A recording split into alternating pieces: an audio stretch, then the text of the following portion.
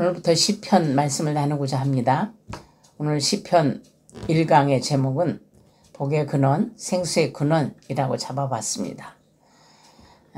오늘 본문은 시편 입문으로 들어가면서 율법을 지키는 것이 복이라는 것을 가르쳐주고 있습니다.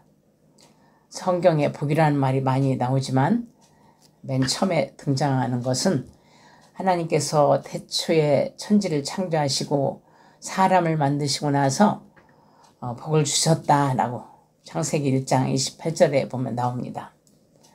시편 1편은 토라 시편 또는 지혜 시편이라고도 하는데 유대인들이 70년 바벨론 포로 기간이 끝나고 유다 땅으로 귀환한 유다 백성들이 에스라로부터 율법을 지켜야 한다는 가르침을 받았죠.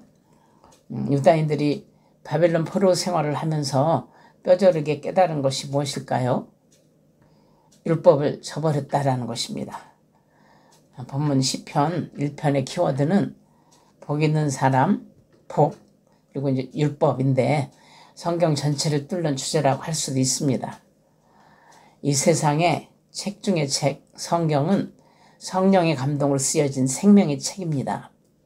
성경에서 가장 중앙에 위치하고 있는 시편은 유대인들에게는 말할 것도 없지만 그리스도인들에게 역시 오랜 세월 많은 사랑을 받아오고 있습니다.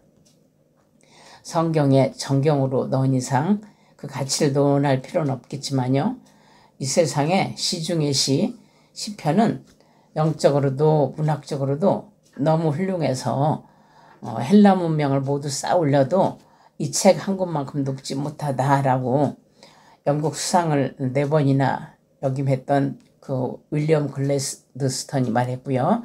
또 종교개혁자 마틴 루터도 성경문학의 백미라고 말했습니다.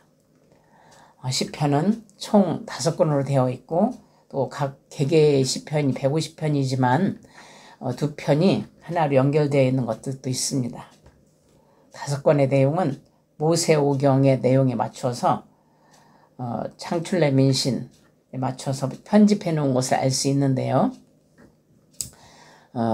시편의 저자는 다윗이 절반 이상을 썼기 때문에 다윗의 시라고도 하죠.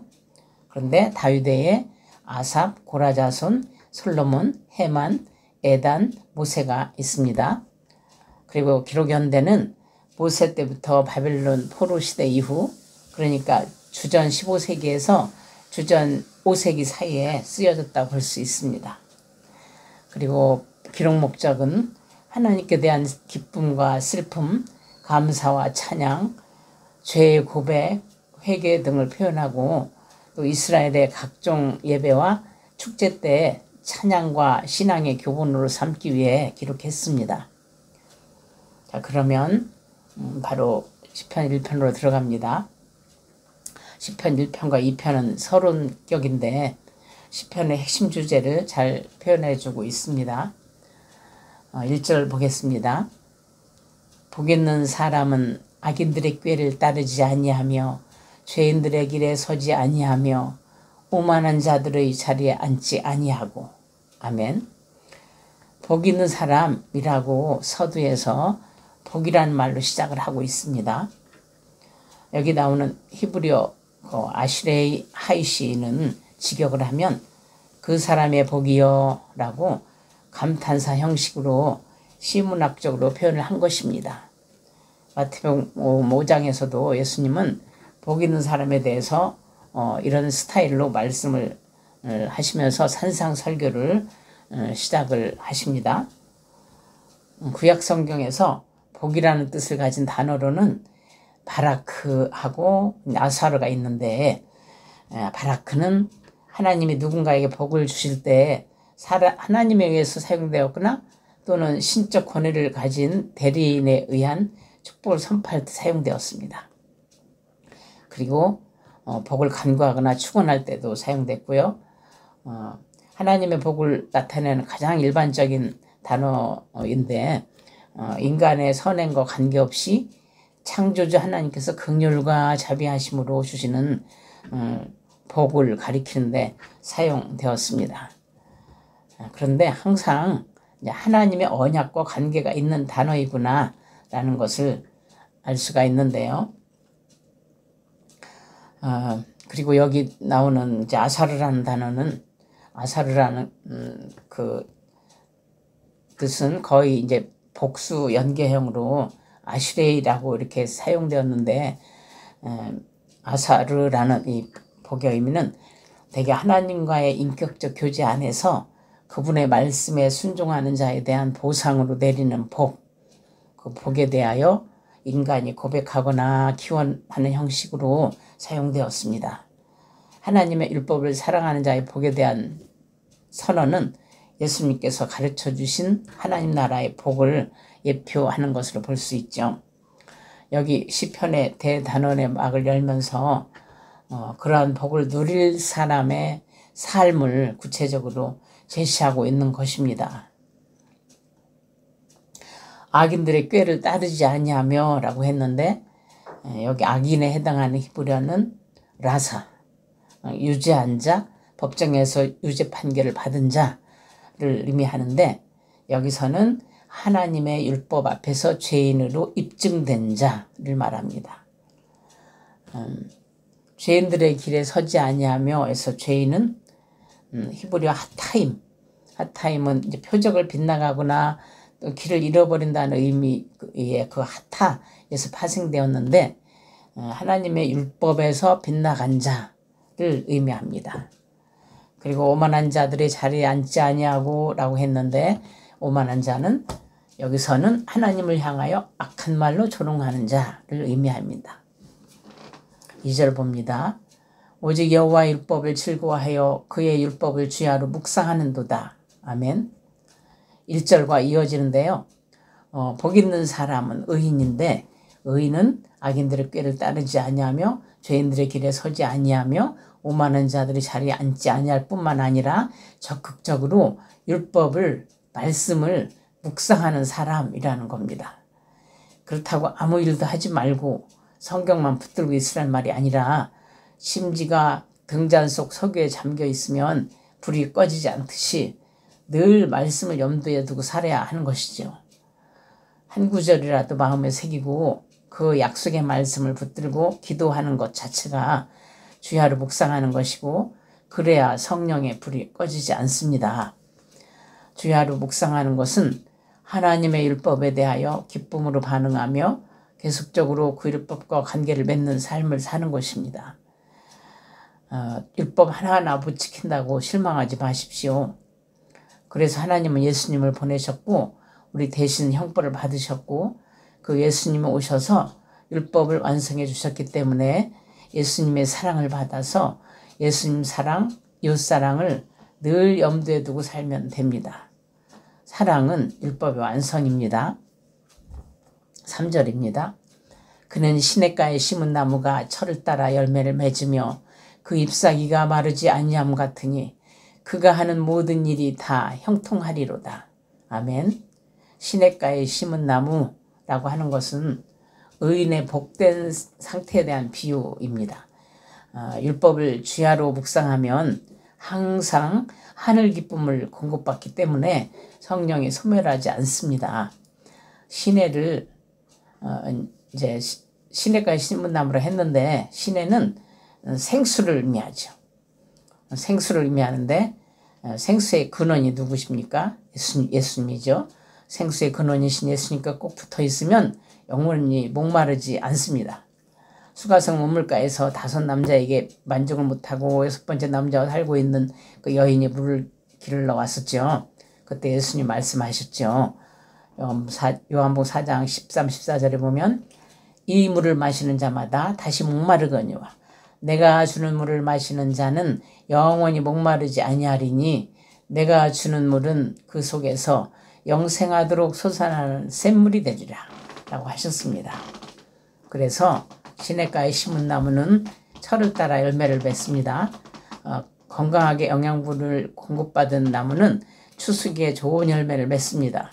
좋은 나무는 좋은 열매를, 나쁜 나무는 나쁜 열매를 맺습니다. 4절입니다. 악인들은 그렇지 아니하며 오직 바람에 나는 겨와 같도다. 아멘. 1절에서 3절에 묘사된 그 의인들의 행복과는 대조적으로 악인들의 불행을 기록했죠.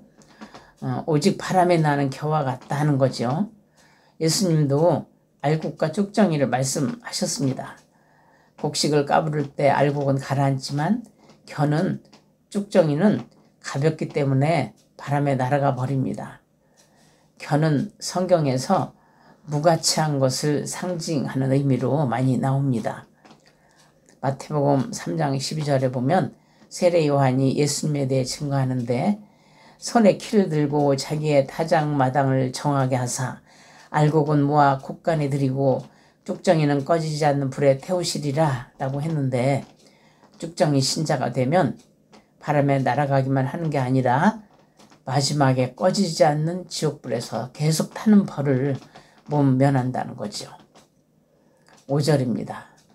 그러므로 악인들은 심판을 견디지 못하며 죄인들이 의인들의 모임에 들지 못하리로다. 아멘. 악인들은 심판을 견디지 못한대요. 그리고 심판, 여기 심판은 미슈파트는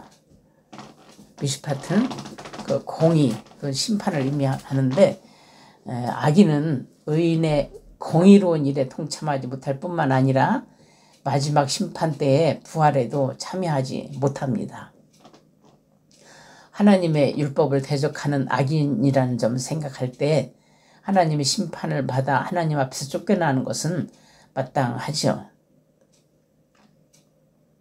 다음, 죄인들이 의인들의 모임에 들지 못하리로다 했죠. 의인들의 모임이란 뭐예요?